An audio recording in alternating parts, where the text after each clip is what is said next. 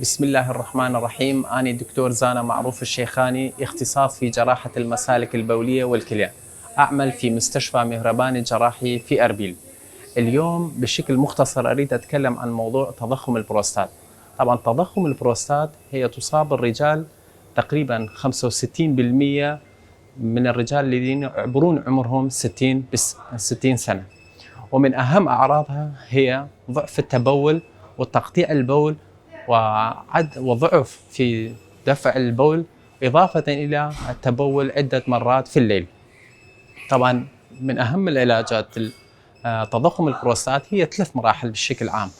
أولها هي متابعة المريض وإعطاء إرشادات خاصة للمريض، وثانيا عن طريق استخدام الأدوية، وثالثا عن طريق العمليات. طبعا العمليات من تجرى لكل المرضى إلا في حالات معينة، أهمها احتباس البول وعدم الاستجابة إلى الأدوية أو تكوين الحصات والتجاويف في المثانة. فالمريضنا اليوم من بغداد زارنا كان يعاني من أعراض تضخم البروستات، ضعف البول وتقطيع البول، إضافة إلى أعراض أخرى. فبعد إجراء الفحوصات كاملة تبين أنه يعاني من تضخم البروستات إضافة إلى الحصات في المثانة. طبعا أجرينا العملية رفعنا الحصات بواسطة الناظور، ثم لجأنا إلى تجريف البروستات عن طريق الناظور أيضا، حتى ما تتكون عند الحصات في المثانة في المستقبل. الحمد لله العملية تمت بالنجاح، آملين الصحة والعافية للمريضنا.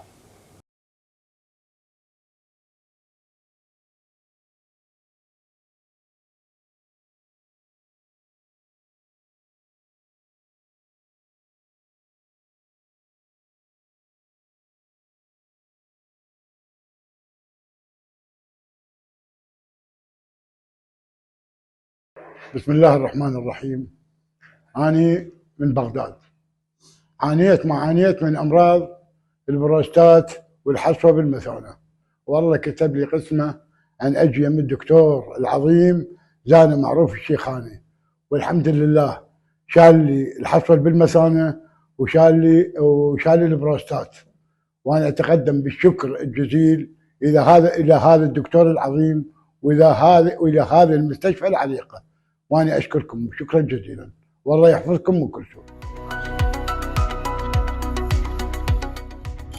میهرەبانی دڵسۆزی و لێزانی